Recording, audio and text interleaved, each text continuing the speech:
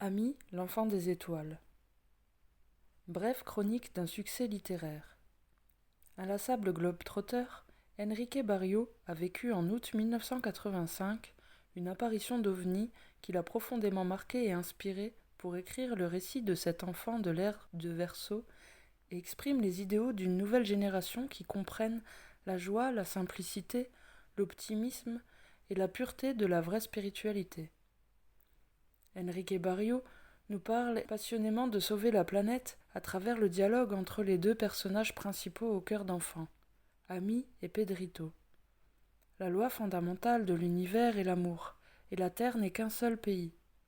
Ami parle de tout cela, union, paix, étoile et amour.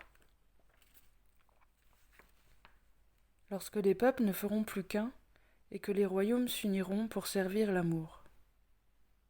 Ils transformeront leurs épées en bêches et leurs lances en faucilles. Les nations fraterniseront et les guerres disparaîtront. Et mes élus auront la terre en héritage, et mes serviteurs y habiteront. Avertissement. À l'intention des adultes seulement. Ne continuez pas à lire, ce livre ne vous plaira pas. Il ne renferme que du merveilleux. Il est dédié aux enfants de tout âge et de toute race de cette belle planète ronde, à ses futurs héritiers et bâtisseurs d'une nouvelle terre sans division entre frères. Ami, l'enfant des étoiles. À 10 ans, il est difficile d'écrire un livre. À cet âge, on ne comprend pas grand-chose à la littérature. Et elle ne nous intéresse pas particulièrement. Mais je dois le faire parce que Ami m'a dit que si je voulais le revoir, je devais relater dans un livre tout ce qu'il m'avait fait vivre à ses côtés. Il m'a prévenu que très peu d'adultes me comprendraient parce que ils ne croyaient pas au merveilleux. Ils admettent plus facilement ce qui est horrible. Pour m'éviter des problèmes, il m'a recommandé de dire que ce livre est un récit fantaisiste, une histoire pour enfants. Je vais suivre son conseil. Ceci est un conte. Ami, l'enfant des étoiles. Brève chronique d'un succès littéraire.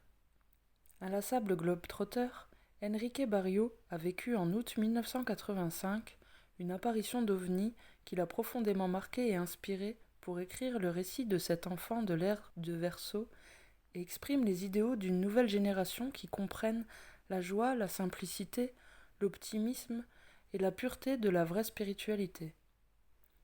Enrique Barrio nous parle passionnément de sauver la planète à travers le dialogue entre les deux personnages principaux au cœur d'enfant, Ami et Pedrito. La loi fondamentale de l'univers est l'amour, et la Terre n'est qu'un seul pays. Ami parle de tout cela, union, paix, étoile et amour. Lorsque les peuples ne feront plus qu'un, et que les royaumes s'uniront pour servir l'amour. Ils transformeront leurs épées en bêches et leurs lances en faucilles. Les nations fraterniseront et les guerres disparaîtront. Et mes élus auront la terre en héritage, et mes serviteurs y habiteront. Avertissement. À l'intention des adultes seulement.